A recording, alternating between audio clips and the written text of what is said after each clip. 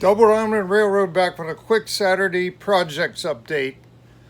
We're about 2 hours behind today. It's already 7:45.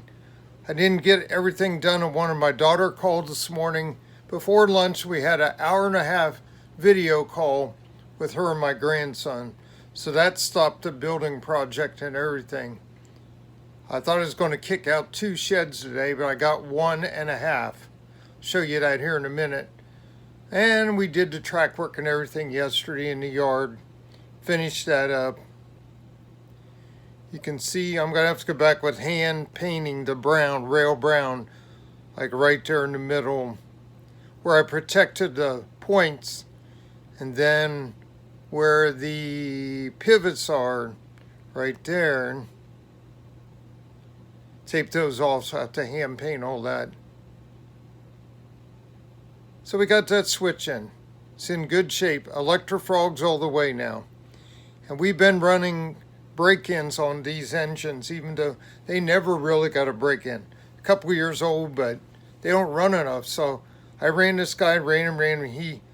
He jumped off the track 3 or 4 times, 2 different switches, old Atlas switches on the other side, and was shorting my layout. And I was upstairs and I came down. I thought, oh, great. Fry my controller, but it didn't. He wasn't hot or anything. And I found a Atlas insulated joiners like sticking up there so thick. He was hitting that and jumping off right before a switch. I don't know what the other switch was doing. I didn't go back there to look. It's way on the back side. So I ran him full speed, half speed, down to 10 or 12, and then stopped there after that last derail. Wasn't going to fight that anymore. He ran for 3 hours anyway. And I cleaned his wheels again. Cleaned the wheels of the, where is he? 5016 back there. Had high hood GP38-2. He can really scream if you turn him up. I've got to speed sync him again. I cleaned their wheels after they ran too, because pick up a lot of crap on the other loop over there after all those engines do that. A lot of black stuff. Cleaned him off and he'll just spin, scream. So now I have to lower him back. He was doing like 100 miles an hour, I think, yesterday. Had to lower his CVs back down, get him back to scale. He doesn't have sound. This SD40-2 Intermountain has sound. 7101's all broken. Maybe I need to clean his wheels again. I don't know if I did. That was a couple days ago. No sound, GP60. It runs so-so.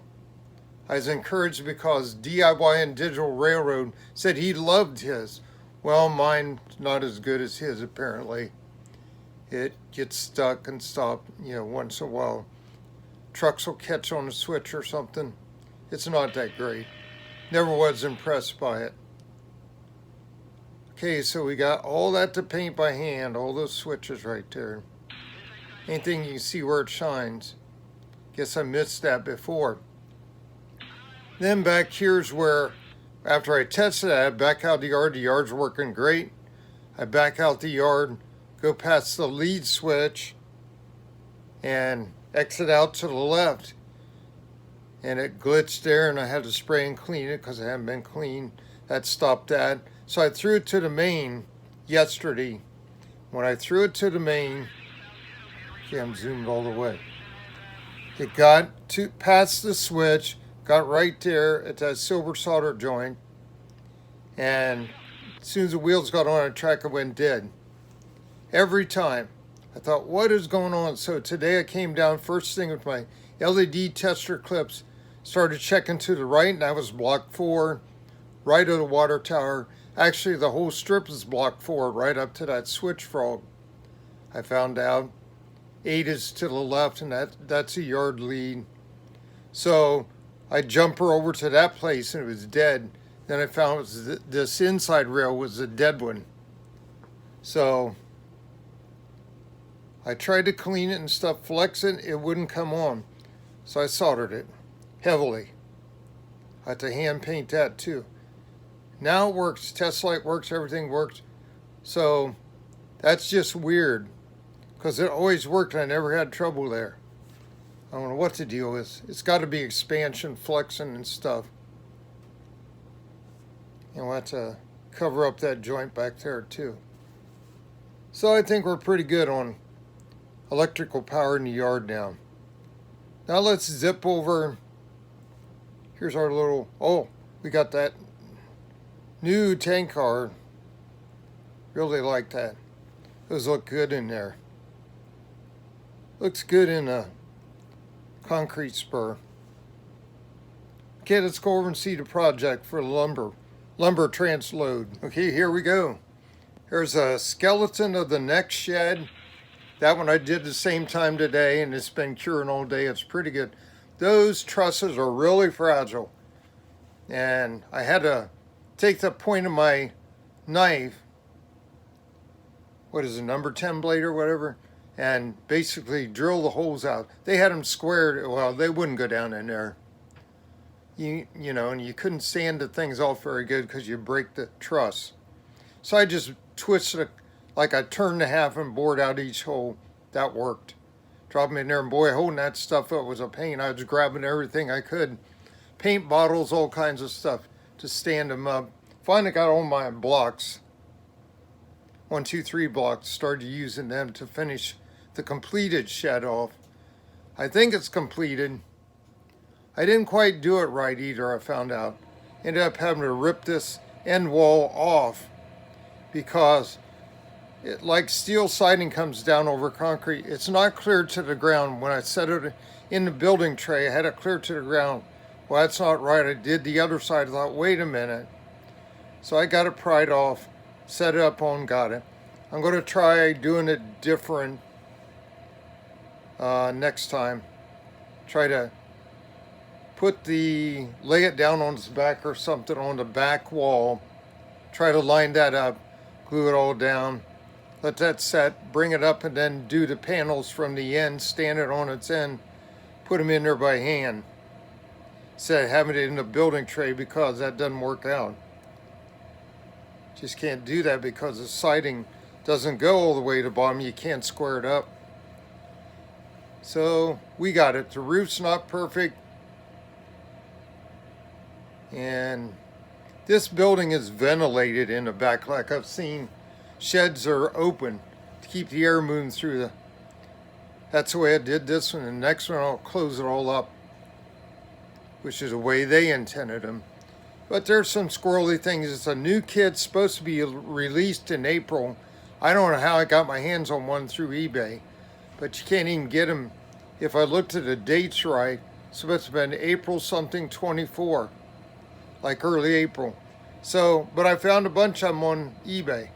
So I don't know how that worked out. Okay, let me shift over here. I want you to look in there better.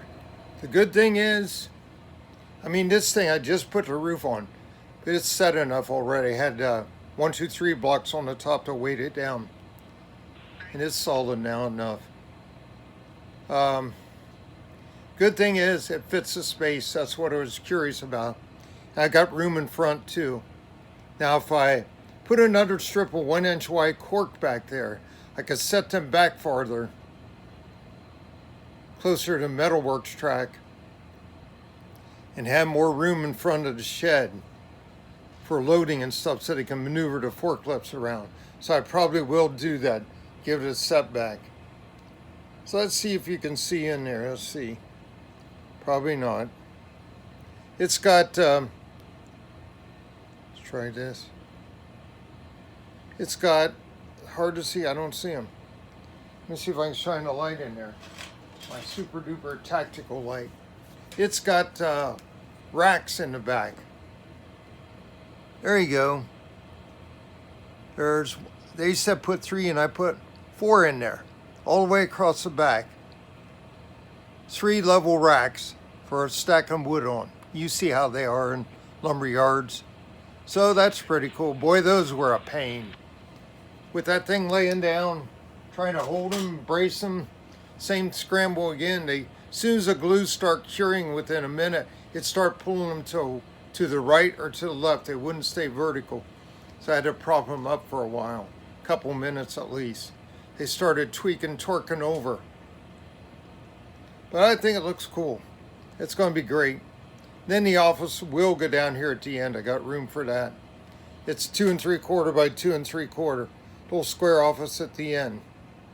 Then I can have an exit road right out here. Come off the edge. So I think it's going to be cool. Pretty cool scene. And boy, the switching opportunities. I think tomorrow I'm going to try to switch it for the Sunday switching it up Sunday.